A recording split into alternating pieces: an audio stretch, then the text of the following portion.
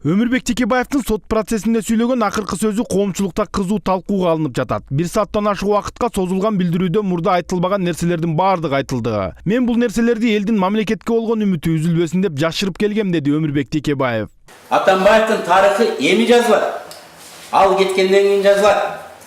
Кошоматчы придворный политологдор анын тарыхын жазбайт, жанында жүргөн. Эртең кетет, алар боктойт. Биз ал кете электе эле тарыхын жазабыз. Атамбаевдин тарыхы мына ушул сот процессинен башталат.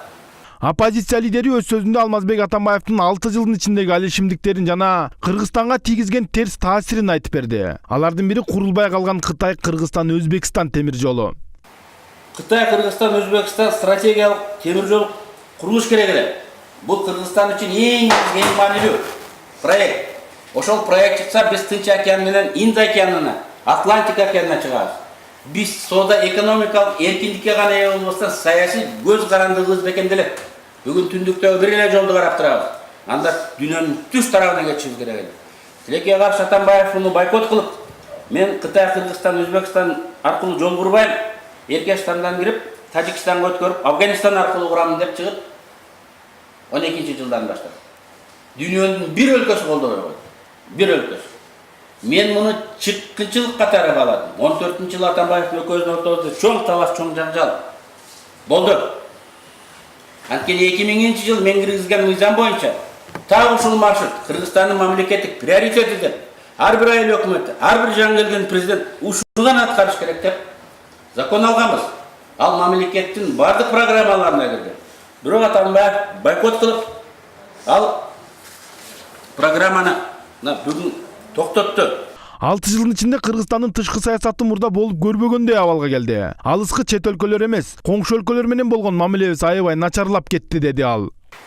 Коңшу өлкөлөр менен мамиле бузулуп, саясий изоляцияга. Казакстан, Өзбекстан, Тажикстан менен мамиле бузулган. Ошол өлкөнүн президенттери 7 жылда бизге бир жолу мамлекеттик визит менен келдиби? Өзбекстандын жаңы президенти Казакстанга 2 жолу, Тажикстан менен Түркмөнстанга барып келди. Орта Азияда чогуу жашоонун жаңы принциптерин түзүп, кече Ташкентте конференция өткөрүп, коңшулардын баары менен жакшы болобуз деп. А бирок бизге мамилеси өзгөргөн жок да. Анткени ошол бузулгандын кесепетинен болуп отурат. 2013-жылы 2017-жылга чейин Кыргыз Республикасынын өнүктүрүү боюнча улуттук стратегия кабыл алынган. Бирок анын бир дагы пункту ишке ашкан жок. Эми президенттиктен кетер алдында 2040-жылга чейинки өнүгүү стратегиясын кабыл алып отурат, деди Атамекен партиясынын лидери. Туруктуу өнүгүүнүн стратегиясы деген 12-жылдан 17-жылга чейин Кыргызстандын өнүгүү программасы болгон. Ошол аткарылган жок, урматтуу сүздөр. Толук провал болду. Атамбаев муну чолпон атадан мойнуна алды. Айым спортсмендер деле тиги бийик секиремдейт, анан жарымын алат. Аткарылган деп жок деп мамлекеттик программанын баркын кетирди. Мамлекеттик программа реалдуу болуш керек. Аткарыла турган графики, финанс источниктери, аткарыла турган кишилер тактаган аныкталыш керек. Анан эми айтып койдук да болушунча болот, Кудай бергенчи деп жооп берип атат. Ошол киши бүгүн Кыргызстанга мен силерге 40-жылга чейин программа түзүп кетем дейт. Бул кандай? 5 жылдык программаны провал кылып, 40-жылга чейин фантазия түзүп кетем. Чоң сурасам Кудай жарымын берет. Деп айтып отурат.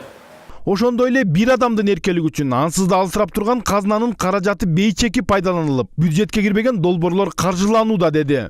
Мисалы, түштүк 850 миллион доллардык түштүк альтернативалык жолун бюджетке киргизбестен, проектси жок, экспертизадан өткөрбөстөн туруп баштап жиберген. Экинчи көчмөндөр оюнун 30 миллион долларды бюджетте жок, проектси жок ипподромду куруп, экспертизадан өткөрбөй, Сапар Исаковдун көрсөтмөсү менен кетип калган. Ошолордун баарын биз документтерди таап, март айында импичмент баштаганы калганбыз. Мурдагы үзөңгүлөр саясатчы, азыркы президент Алмазбек Атамбаевка кайрылган Өмүрбек Текебаев кайсы кылган ишиңиз үчүн тарыхта калам деп жатасыз? Келечек муун сизди эмнеңиз менен эстейт деген суроо узатты. Жөө санай турган убакыт келди. Шайлоо болуп Атамбаев кетип атат. Ал элге эмне деп отчет берет? Эмне силерге калтырып кетип атам деп кыргызстандыктарга айтат. 2 миллиард карызды 4 миллиард карыз кылдым деп айтабы. Сот системасын реформалоо ишке ашпай калганына азыркы процесстер жана бул жерде отурган Айбек Эрнисулу өзү далил болуп берип жатат деген Өмүрбек Текебаев судьяга түз кайрылды. Тарых сизге ошондой президент түзгөнгө азыр мүмкүндүк берип отурат. Ушул адвокаттар айтты, сизди биз жакшы судья деп билет элек деп. Ошондо мен айттым, Айбек мырза, мен сиздин кандай судья экениңизди ушул кезге чейин билген жокмун. Менен эмес, аялыңыз, балдарыңыз да билбейт болуш керек.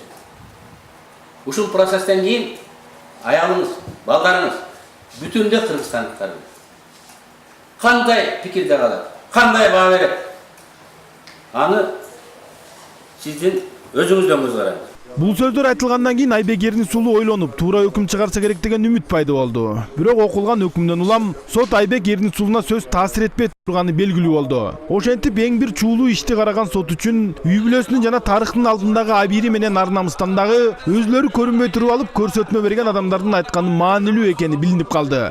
Болот Абдыжапаров, Ринат Элеманов, Сентябрь.